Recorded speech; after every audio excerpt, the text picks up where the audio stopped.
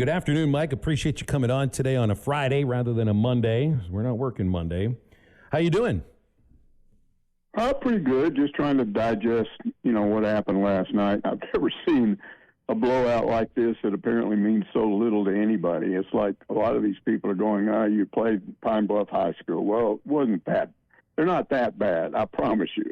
They may not be a good team. We don't know for sure until they play some more games. But come on, to say that game means nothing, I mean, guys, you got to go back to 96 years to find a bigger blowout. So 95 Razorback teams since 28 didn't do what this one did. But that means that UAPB is the worst team Arkansas has played in 96 years. I don't think that's the case. I mean, I saw a lot of good. I don't know what you guys saw, but, man, I looked at that offensive line, Arkansas with 9 rushing touchdowns all of last year, and they had 8 in one game. JaQuindon Jackson, 101 yards, scored twice. 12 yards a carry? I don't think they do that last year. Taylon Green, I looked at, there was a guy on Facebook that basically said, man, if he passes like this the rest of the year, they're doomed. And I'm going, he had a QB rating of 92.2, completed 70% of his passes, threw 2 touchdown passes, ran for 2. I don't know what you expect out of a guy. Yeah, he's a little bit shaky in the first quarter. I mean, he had all of this build-up, from last spring, working with Petrino, and that's kind of a big deal. It's like his first time out there. So I thought I was certainly understanding the fact that he was a little bit shaky there in the first quarter, but it wasn't awful. And in the second quarter, I mean, he made every throw you'd want somebody to throw. I mean, that touchdown pass to Ty Washington, he's running against his arm.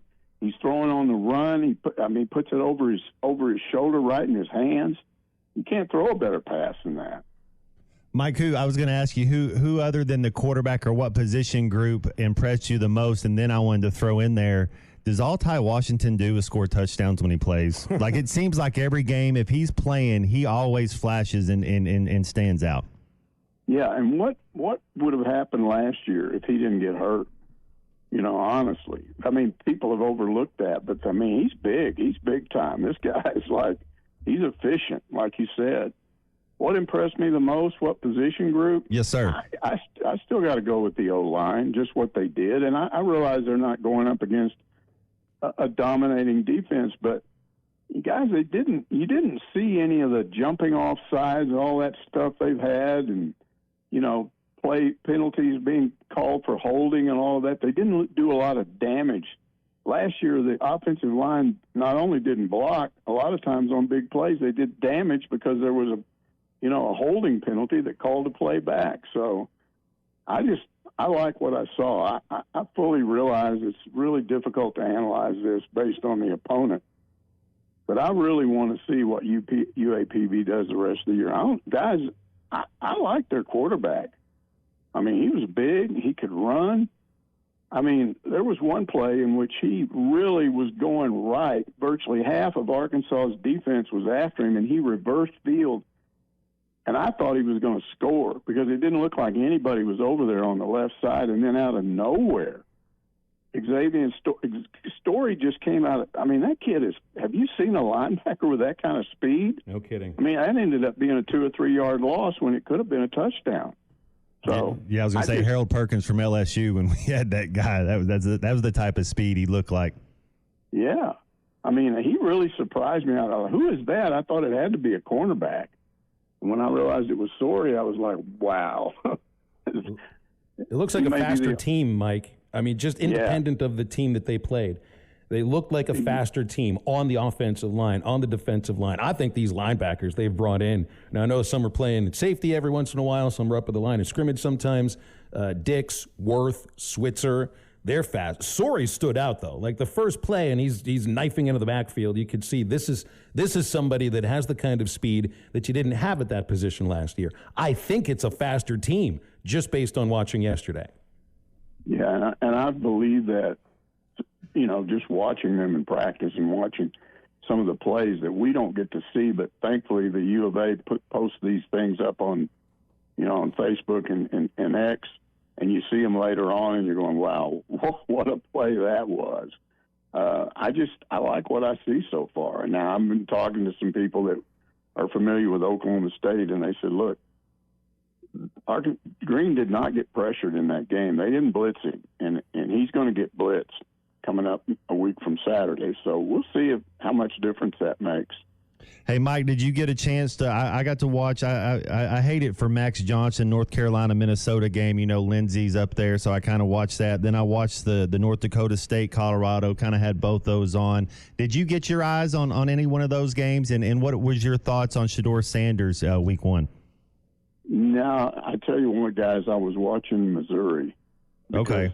I really wanted to see what they did. And, of course, it was a dominating win, but their quarterback had a bad second quarter. He maybe it was the third quarter. He threw 3 or 4 real bad passes, and they had to punt 3 times. And that probably kept that game from being a blowout. Now, their defense is really good, and they've got some running backs, and I'm not going to say they're not really good, but I want to watch other SEC teams this first weekend and kind of try to make a mental comparison with Missouri and Arkansas or whatever. So that well, go. I was going to say, so that A&M Notre Dame game, is that going to have your eye tomorrow night? Are you kidding me? I always watch the Aggies. I sit there and watch them and go, come on, whoever it is got to beat the Aggies. It's just got to happen. Unless maybe it's the Longhorns. I love hearing you talk about the Aggies, Mike, because it's like you're patting their cute little heads. That's bless their heart. Yes, you're blessing the Aggies' little hearts anytime you bring them up. Well, you got to understand, guys. I'm from the Lubbock area, and there were farmers all over that area, and there were 2 kinds of farmers: farmers who sent their kids to Texas Tech, and farmers that sent their kids to A&M. And when A&M came into Lubbock every other year, it was local people, local fans who supported A&M, and local people who supported Texas Tech, and they hated each other, just hated each other. It was really crazy to watch. Does Texas Tech have that kind of? I think people make fun of the Aggies. They hate Texas. Where does Texas Tech fall in on that sort of spectrum? Well, certainly when I was growing up, and they didn't join the conference till 1960, and that's about when I started watching them. But Texas Tech was decent most years, but not anybody that would, I think they got overlooked a lot. My best friend was a Razorback fan. He was the only kid in my hometown that supported Arkansas, but I would go to him to games, and he would buy tickets in the Arkansas section every other year when Arkansas came in, because he loved Arkansas fans. He loved talking to them. And he always told me, these are the smartest fans in the Southwest Conference. I'm telling you, they're just the smartest. So I don't think anybody ever accused Aggie fans of being that. They just, I don't know. Maybe I've got an uncle that was an Aggie, and I didn't like him growing up. He was younger than me because my grandfather on my mother's side had three wives, and this particular uncle was the son of the third wife, so he was actually younger than me. He was more like a cousin, but he was a really strange guy. Hey, Mike, I know it's, you 70-0. It's hard to nitpick, and Oklahoma State's going to play tomorrow, and you get to watch your next opponent. If there was one thing, maybe it's the block in the back when we could have had a punt return for a touchdown. If there's one thing, maybe you say, hey, man, we probably got to get better at this. What would that be? Ooh. It's hard because you watch the game, you're like, well, we really didn't mess up anywhere, but it's we had that block in the back on a special teams that you didn't see a field goal kicker, and then I think, Mike, you brought up that Taylor Green had zero duress the entire game.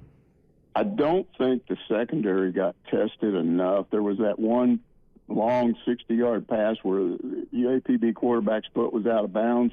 That was a touchdown if his foot's not out of bounds. So I would say, I still want to see these guys not get beat because that sure happened last year a lot, and the year before and the year before. So that's probably the one area. I think they have better speed back there. I think they've got better players. But that's kind of the question mark in my mind, just because they didn't throw a lot. Would they throw 11 passes? That's not a lot. So I promise you, if Arkansas lines up and tries to stop their Heisman guy, then that's when they're going to get thrown on, and we'll see. They'll get tested because they have good receivers. I don't know if their quarterback is a great passer, but I know Oklahoma State has a bunch of really good, fast receivers. You think about the idea that you just faced a team in UAPB. I don't think they knew what to expect at all. There were over 50 players that had joined that program in the summertime. Oklahoma State's all about the returners. Like, they're almost their entire offensive line, almost the entire offense is back. I mean, it's night and day from what you faced yesterday and what you're playing next Saturday. Absolutely. Totally different game. But one other thing that surprised me when we were making these pregame picks, I mean, the Pig Trail people, there's 5 of us, and 4 of them, one of them picked Arkansas to win 4 games this year. The other 3 picked 5 games, and I picked 7, but yet every one of them predicted these huge blowouts, and I didn't. I think I picked 45-7, and I was sitting there thinking, why did I underestimate? And it's because I thought Sam Pittman does not like to run the score up on teams. But guess what? He wasn't calling the plays. And my guess is Petrino kept saying, I got to get these backups ready. I want my number 2 and number 3 quarterback ready. And so they just kept throwing the ball. That's why they ended up with 70 points. BetOnline is your #1 source for all your betting needs. Get the latest odds, lines, and matchup reports for baseball, boxing, golf, and more. BetOnline continues to be the fastest and easiest way to place your wagers, including live betting and your favorite casino and card games available to play right from your phone. Head to the website or use your mobile device to sign up today and get in on the action. Remember to use our promo code BELIEVE, that's BLEAV, for your 50% welcome bonus on your first deposit. Bet online, where the game starts.